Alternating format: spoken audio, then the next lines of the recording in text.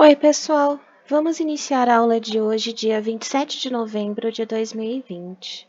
Hoje eu trouxe para vocês uma atividade de língua portuguesa, onde a gente vai falar mais um pouco aí sobre desmatamento, parte do meio ambiente, entrando no projeto didático sobre a Mata Atlântica, tá? E em matemática a gente vai trabalhar um pouco de localização. Vamos começar então com as atividades de português, tá? Bom, no livro de vocês, está na página 157 a 160, na parte do ler e escrever, volume 2, tá? Já no meu livro digital, quem estiver usando o mesmo, tá na página 159 até a página 162, tá? Então, vamos lá na parte do projeto da Mata Atlântica. Então, aqui, a gente tem o desenho, do planeta Terra com uma seringa apontada para ele, Então, a gente tinha que responder umas perguntinhas, ó. Podia fazer em grupo, tá? Por que o planeta Terra está representado desta maneira na ilustração, tá? Por que ele está aparecendo assim? Porque as condições do planeta estão precárias, ou seja, estão ruins, por causa da poluição, do desmatamento. E é como se ele estivesse doente, tá? Então, isso daqui é uma representação de que a Terra está doente, tá? Quais seriam as prováveis causas que levaram o ilustrador a representar o planeta Terra dessa maneira? As doenças, elas possuem tratamento, tá? Formas de curar. Dessa forma, representar uma vacina no planeta doente, tem uma seringa, apontada para o planeta doente, simboliza que, embora a situação esteja precária, existe uma solução, tá? Aí tem um textinho que fala o seguinte, ó, áreas férteis transformadas em desertos, florestas devastadas, plantas e animais ameaçados de extinção, rios, lagos e mares poluídos, substâncias tóxicas no ar que respiramos, uma diversidade de problemas decorrentes unicamente da falta de cuidado do ser humano com o planeta. Que relação vocês percebem entre esse texto e a ilustração referente ao planeta Terra, analisada anteriormente? Então, assim como o desenho, o texto ele fala que o planeta está doente. Por quê? Ele traz esses motivos. Quais são os motivos que deixam o planeta doente? Desmatamento, poluição, falta de empatia e de cuidado do ser humano, tá? Então, é o ser humano que não está cuidando do planeta corretamente. Agora a gente tem aqui uma tabela onde a gente tem listado os problemas do nosso planeta e a gente tinha que colocar por que isso acontece, como isso acontece e quais os impactos na vida do nosso planeta, tá? Então vamos lá. Aí fala assim, ó, entre o texto e os impactos ambientais enfrentados pelo planeta Terra, com seu grupo, tente explicar cada um dos problemas do enunciado anterior e seus efeitos na vida das pessoas. Acrescente a esses tópicos outros que você e a turma têm identificado nas discussões coletivas. Então, era para registrar nesse quadro. Então, qual que é o problema apresentado, Áreas transformadas em desertos e florestas devastadas. Como isso acontece? As áreas transformadas em desertos, tá? Devastação de florestas acontece por causa do desmatamento. Mas por que o ser humano causa desmatamento? Por que ele arranca as plantas, do solo? Ele faz isso para gerar lucro, para gerar dinheiro, tá? Muitas vezes eles fazem desmatamento de uma área florestal para criar pasto para gado. Por quê? Você vende lá o boi de corte, para vender carne, isso dá lucro, tá? Então você desmata toda uma região, que nem eles desmatam a Amazônia lá, Floresta amazônica, para fazer pasto para gado ou para plantar cana de açúcar, A gente vê aí diversos hectares aí com plantação de cana de açúcar e aquela vegetação natural ali, ela é arrancada daquele lugar e o solo ele é desgastado para fazer esse pasto e para fazer essas plantações que não tem nada a ver com aquele ambiente, com aquele habitat, tá? E tudo isso só por dinheiro, só para gerar lucro. Quais são os impactos na vida do planeta Terra? Os seres vivos perdem seu habitat natural e muitos não sobrevivem, tá? Então a gente tem aí animais que perdem a sua casa quando você desmata uma floresta ou uma região ali, que tem toda uma vegetação natural. você está arrancando o habitat de animais e muitos deles têm habitats específicos, tá? E eles acabam perdendo a sua casa. E por perder a casa, também perde sua alimentação, né? Vai que tem alguma planta ali que é alimento principal de um bichinho, você acabou, aquela planta entrou em extinção, né? Como que aquele bichinho vai sobreviver, tá? Então isso acaba afetando e muito a vida no planeta, tá? Rios, lagos e mares poluídos, tá? Uma das principais causas é a falta de fiscalização, descarte errado do lixo, muita produção de lixo, de produtos tóxicos, né? A gente tem as indústrias que acabam aí poluindo rios e mares, descarte errado dos seus restos, né? E falta de fiscalização, sim, porque o governo ele deveria ficar em cima dessas indústrias, dessas empresas e fiscalizar corretamente para garantir que rios, lagos e mares não fossem poluídos, né, de forma errada aí, tá? E o que que isso gera, né? Qual é o impacto na vida, né? A gente tem espécies marinhas extintas, né? Doenças, porque a água é consumida por nós também, né, por seres humanos. E muitas vezes, né, você vai ter áreas ali onde a água doce ela vai estar toda poluída e contendo até mesmo doenças, tá? Doenças não só para nós, mas para os animais também. Por exemplo, se a gente tiver um lago que tiver poluído com mercúrio, né? Que é muito utilizado para a extração do ouro da terra, né? Se o lago está poluído com mercúrio, o peixinho que mora lá também vai ficar contaminado com o mercúrio. E depois eles pescam o peixe. Quem come o peixe? A gente come. E a gente vai comer peixinho lá, né? Frito, assado, uma delícia, mas poluído por mercúrio, que é perigosíssimo para nossa saúde. E aí, né? Olha só o impacto que tem na nossa vida, né? Essa poluição de rios e mares, tá? Substâncias tóxicas no ar que respiramos, tá? É causado pelas indústrias, né, que não seguem protocolos de segurança, só visam lucro, por falta de fiscalização, também pelos carros, tá, gente? Os carros, principalmente carros mais antigos que têm aí a sua liberação, né, de gás aí, tá? E que acaba causando uma poluição muito grande, tá? Isso, como que impacta a vida na Terra, né? Ar poluído, doenças respiratórias, agressão ao meio ambiente, tá? Então acaba aí prejudicando de muitas formas diferentes. Plantas e animais ameaçados de extinção, tá? O que que causa isso? Desmatamento, caça ilegal. Quando você faz o desmatamento, lembra que eu falei que você acaba com o habitat do animalzinho? Então, tráfico de animais, né? O mico-leão-dourado, por exemplo. Ele era ali, né? Usado para vender, um macaquinho bonito, assim como a arara azul, né? Animais bonitos, coloridos, né? Eles são aí tirados da natureza para serem vendidos como bichinhos de estimação e a gente sabe que é contra a lei, né? Manter animais silvestres em cativeiro, tá? E como que isso impacta a vida? Cadeias alimentares comprometidas, superpopulação de insetos, descontrole de pragas, etc. A dengue, por exemplo, vocês acham que é normal essas epidemias de dengue que a gente tem? Claro que não, né? Quais são os animaizinhos aí que consomem os mosquitos, por exemplo? A gente tem a vida, né? A natureza, ela é toda equilibrada.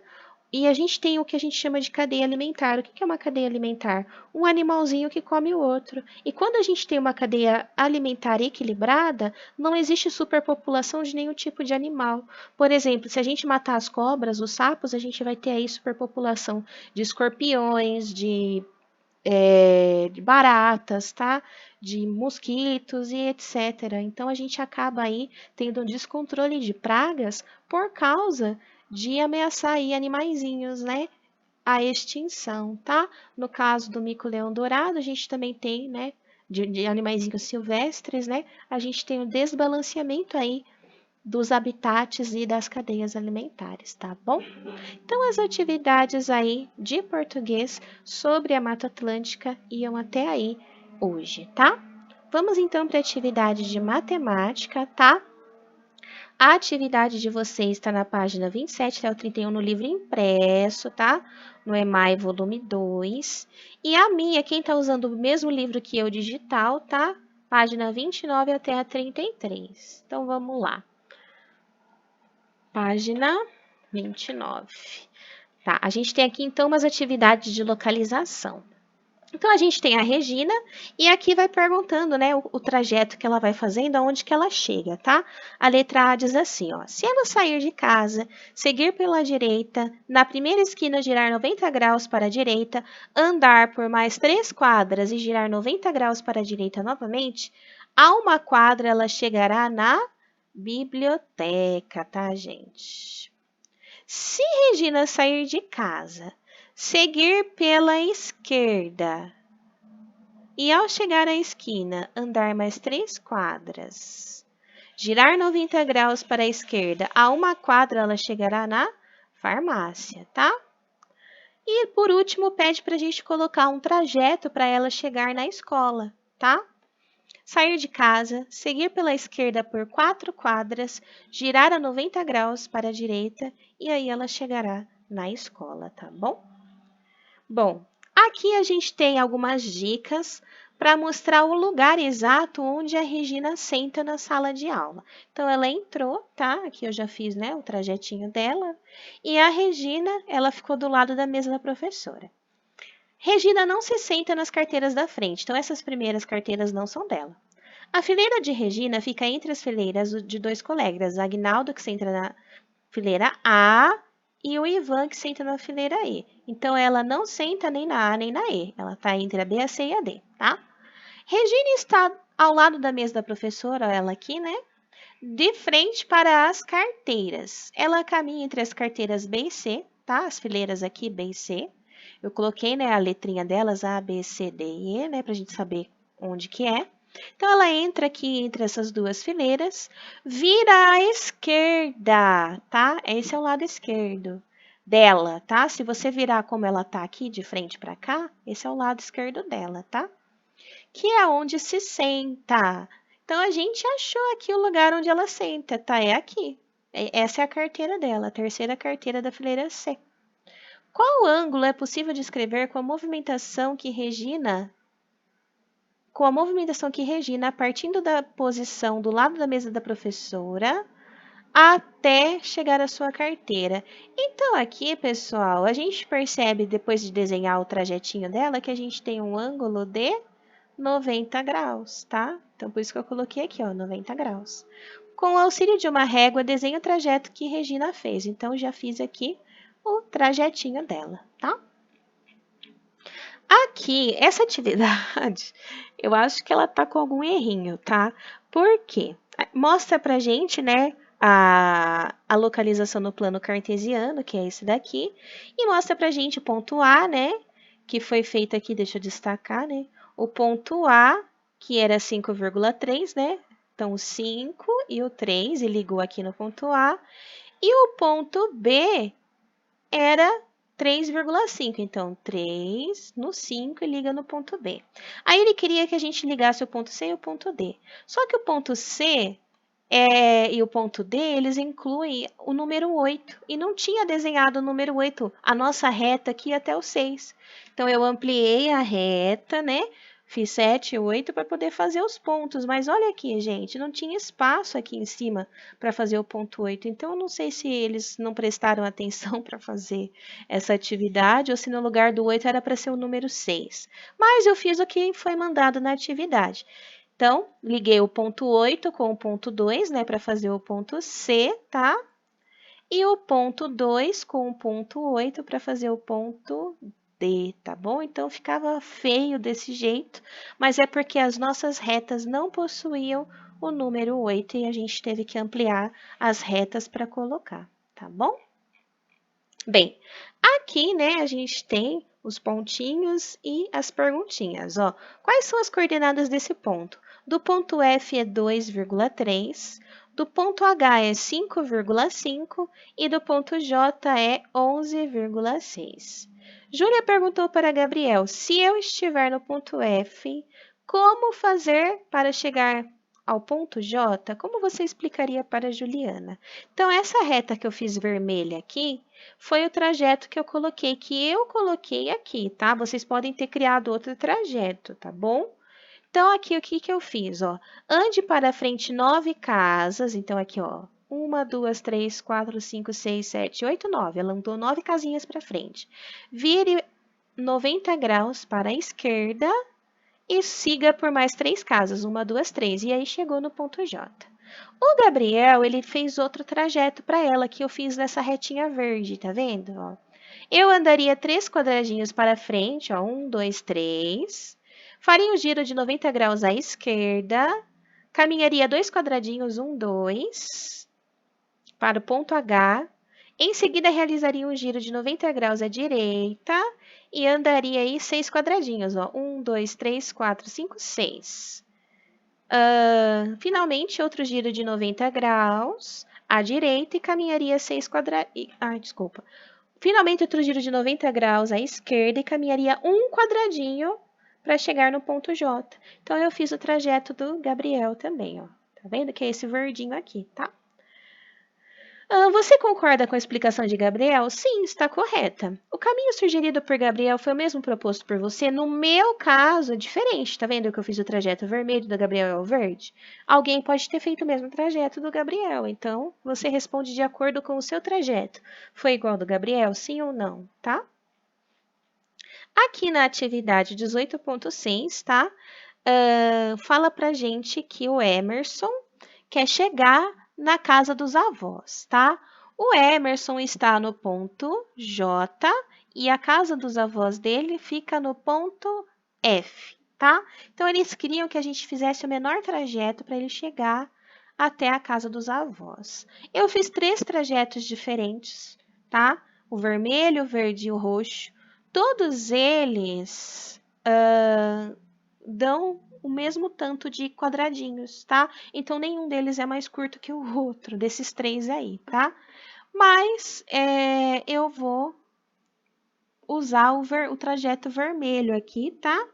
Para chegar aí na casa dos avós dele, ó. Seguir reto por 9 quadras, ó, ele tá aqui no ponto J, segue reto por 9 quadras. 1, 2, 3, 4, 5, 6, 7, 8, 9. Virar à esquerda 90 graus, né? E seguir por mais 3 quadras. 1, 2, 3. E aí ele chega no ponto F, que é na casa dos avós, tá? Então, eu usei esse trajeto vermelhinho aqui, mas vocês poderiam fazer de outras formas também, tá? Então, a gente termina aí as atividades de matemática sobre localização, tá? Essas foram, então, as atividades de hoje, né? Conseguimos terminar aí a semana.